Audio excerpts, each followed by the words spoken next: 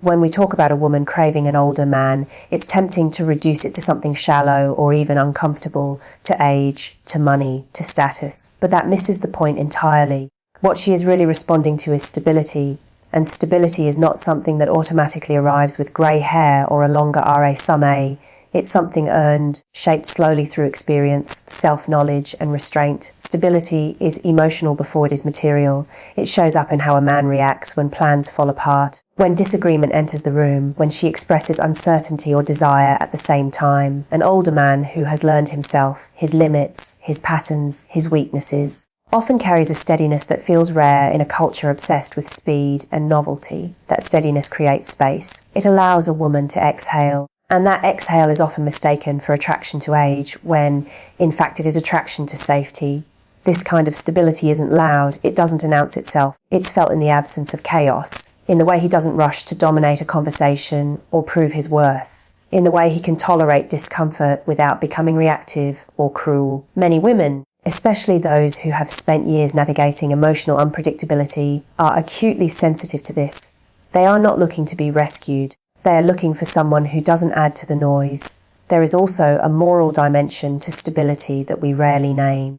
A man who has lived long enough to see the consequences of his choices often has a clearer sense of responsibility toward others, toward commitments, toward the future. That sense of responsibility is deeply attractive because it signals reliability. It suggests that when things become difficult, he won't disappear, deflect, or rewrite the story to protect his ego. Importantly, this does not mean all older men possess stability, nor that younger men cannot. Age is only a rough proxy. Plenty of people grow older without growing wiser, and plenty of young men cultivate depth early through hardship, reflection, and discipline. What matters is not how long someone has lived, but how honestly they have paid attention to their life. When a woman leans toward an older man, she is often responding to the feeling that he knows where he stands. He doesn't need her to complete him, validate him, or manage his emotions.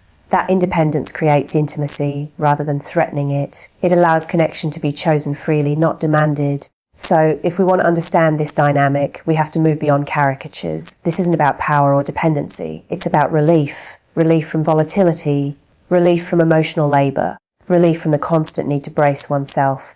Stability, when it's real, feels like ground under your feet. And in a world that feels increasingly unstable, the presence of someone who can offer that ground, quietly, consistently, without performance, will always feel profoundly desirable. When a woman begins to feel drawn toward an older man, she rarely announces what she is looking for. Instead, she observes, quietly, carefully. And one of the first things she is watching for is whether leadership shows up as calm direction or as disguised control. This is not a theoretical question for her, it's a deeply practical one. Many women have already learned, often the hard way, that authority can easily slide into domination. Leadership, when it is healthy, doesn't need to be asserted. It reveals itself in small moments, choosing a direction without drama, making decisions without apology, holding a steady course without needing constant agreement. A man who can do this communicates something powerful, that he trusts himself. And self-trust is the foundation of leadership. Without it, what looks like confidence often turns out to be anxiety wearing a costume. Control, by contrast, is restless. It needs compliance to feel secure. It corrects, interrupts, manages, and subtly constrains. A woman will sense this quickly because control tightens the atmosphere. It makes her second guess her words, her instincts, her freedom. Leadership does the opposite. It expands the space. It invites her to relax into her own strength rather than defend it. This is where the test becomes quiet but decisive. She may push back slightly, she may disagree, change plans or assert a preference, not to provoke conflict, but to see what happens next. Can he hold his ground without becoming rigid? Can he listen without surrendering himself? Can he lead without needing her to shrink? These moments are not traps, they are information gathering. An older man who has truly matured understands that leadership is not about winning every exchange. It's about responsibility, about being willing to carry the weight of a decision and accept its consequences. That kind of leadership feels safe because it doesn't demand submission, it offers direction. And direction, when it's grounded, allows two people to move forward together rather than orbit one another in uncertainty. There is also restraint in real leadership, the ability to pause, to choose silence instead of correction, to allow another person to struggle, speak imperfectly, or arrive at a conclusion in their own time. This restraint is often mistaken for passivity, but it is nothing of the sort. It is strength under control. And strength under control is one of the clearest signals of maturity there is. When a woman realizes that a man can lead without controlling, something shifts. She no longer feels the need to guard her autonomy so fiercely. Trust becomes possible, not because she has given something up, but because nothing is being taken from her. Leadership at its best doesn't reduce a woman's freedom. It stabilizes it. And the men who pass this test do not do so by trying harder, asserting more, or proving anything at all. They pass because their presence makes room rather than demands it, because their authority feels like guidance, not a cage. After leadership, after stability, there is a deeper and far more intimate question that a woman is always asking, even if she never puts it into words: am I emotionally safe here? This is not about perfection or endless gentleness. It's about predictability of care. It's about knowing that when she reveals something real, fear, anger, longing, disappointment, it won't be used against her later. Emotional safety reveals itself under pressure. Anyone can be charming when things are easy. The test comes in disagreement, in misunderstanding, in moments when emotions run ahead of logic. Does he become defensive, dismissive, or cold? Does he mock vulnerability or minimize it, or does he stay present even when what he's hearing makes him uncomfortable? A woman pays close attention to this, because emotional volatility leaves marks that last far longer than arguments themselves. An older man who has done the work often understands that emotions are not problems to be solved immediately, nor threats to his authority. He doesn't panic when the emotional temperature rises. He knows that intensity is not the same as danger. This steadiness allows a woman to speak more honestly, because she senses she won't be punished for her truth. And honesty, once it feels safe, deepens connection faster than any performance ever could. Emotional safety is also about boundaries. It's about not demanding access to every thought or feeling, not insisting on constant reassurance, not making a woman responsible for regulating his inner world. When a man can hold his own emotions without outsourcing them, he becomes a place of rest rather than a source of work. This is profoundly attractive, especially to women who are tired of carrying emotional weight that was never theirs to begin with.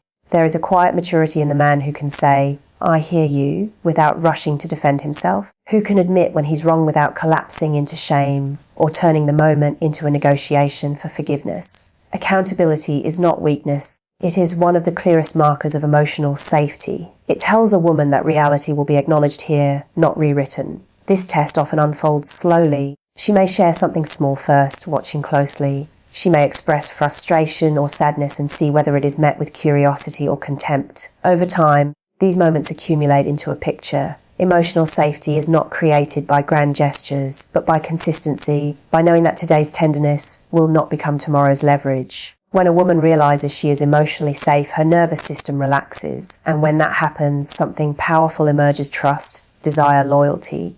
Not because she is dependent, but because she is free. Free to show up fully without armor, free to connect without fear of reprisal. In the end, emotional safety is not about being endlessly agreeable or soft. It is about being strong enough to remain kind when kindness would be easiest to abandon. And the man who can do that doesn't need to convince a woman she is safe. She will feel it in her bones, and she will stay. Once stability has been sensed, once leadership has revealed itself without force, and once emotional safety begins to feel possible, a woman turns her attention to something far less dramatic, but far more decisive: consistency. Not intensity, not charm, not declarations made at the right moment. Consistency. Because consistency is where truth lives. Anyone can say the right thing once. Anyone can show up well when they are inspired, infatuated, or trying to impress. But consistency asks a harder question: who are you when no one is applauding? Who are you when it's inconvenient, when you're tired, when the novelty has worn off, and there is nothing to gain by performing? This is where character becomes visible. A woman notices patterns long before she names them. Does he call when he says he will? Does his tone stay steady across days and moods? Or does she feel she's constantly adjusting to him? Does care disappear the moment conflict appears? Or does it quietly remain? These details might seem small, but together they form a picture of whether trust can grow without effort. Consistency is not about perfection. It's about reliability. It's about knowing that affection isn't conditional on agreement, that attention isn't withdrawn as punishment, that values don't shift depending on who is watching. An older man who has lived long enough to understand consequences often knows this instinctively, that trust is built through repetition, not persuasion. This is especially important for women who have learned to read emotional weather closely. Inconsistency keeps the nervous system alert. It creates a subtle anxiety that something could change without warning. Consistency, by contrast, allows relaxation. It tells her that what she sees today is likely what she will see tomorrow. And that predictability is not boring, it is deeply grounding. There is also integrity in consistency. It means that a man's private self resembles his public one, that his principles don't evaporate under pressure, that the way he treats her when things are smooth is not radically different from the way he treats her when things are strained. This alignment between words and behaviour is rare enough to feel almost radical. Importantly, consistency is not rigidity. It doesn't mean refusing to adapt or grow. It means that growth happens without chaos, without sudden reversals that leave others scrambling. It means evolution with continuity.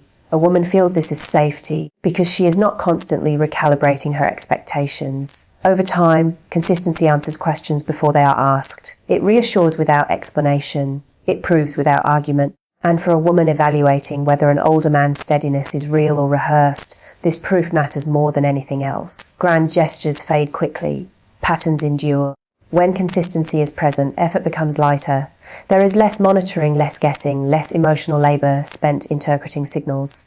Connection feels simpler, not because it lacks depth, but because depth no longer requires vigilance.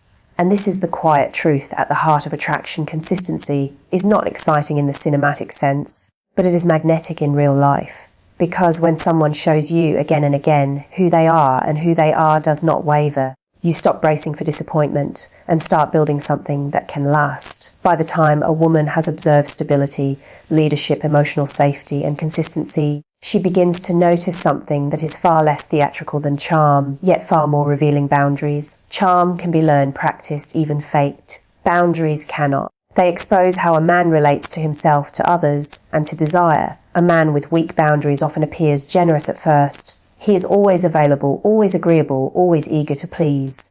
But beneath that eagerness is usually uncertainty. He says yes when he means no. He overextends and quietly resents it. And eventually that resentment leaks out as withdrawal, passive aggression, or control. A woman senses this long before it becomes explicit, because the atmosphere begins to feel unstable again. Strong boundaries, by contrast, are calming. They signal self-respect. An older man who has learned where his limits are doesn't need to perform constant availability to secure affection. He can decline an invitation without apology. He can hold his own priorities without defensiveness. And paradoxically, this makes him more attractive, not less. Boundaries tell a woman that he is not orienting his life around her approval. This matters because attraction thrives in the presence of autonomy. A woman does not want to be placed at the center of a man's universe as his only source of meaning. That kind of devotion is fragile and ultimately suffocating. What she is drawn to instead is a man who chooses her from a full life, not one who needs her to give his life shape. Boundaries also protect intimacy. When a man respects her time, her pace, her no, he demonstrates that desire does not override character. He shows that he can tolerate frustration without pushing, sulking, or manipulating. This restraint builds trust far more effectively than any romantic gesture ever could. There is a particular strength in the man who can hold desire without letting it govern him. He doesn't rush connection to avoid uncertainty. He doesn't collapse boundaries in the name of closeness. He understands that real intimacy develops when two people meet freely, not when one person presses for access the other hasn't yet offered. Charm tries to bypass this process. It dazzles, entertains, smooths over discomfort. Boundaries do the opposite. They allow discomfort to exist without panic. They create structure, and structure is what allows desire to deepen safely. Without it, attraction burns hot and then disappears just as quickly. Women notice this more than we often admit. They notice who respects limits when no one is watching. They notice who becomes colder when told no, and who remains steady. Over time, charm becomes noise, boundaries become signal. And in the end, it is not the man who says all the right things who stands out, but the man who knows where he ends and where another begins. Because that clarity creates the conditions for attraction that doesn't fade, intimacy that doesn't collapse, and connection that doesn't require anyone to disappear.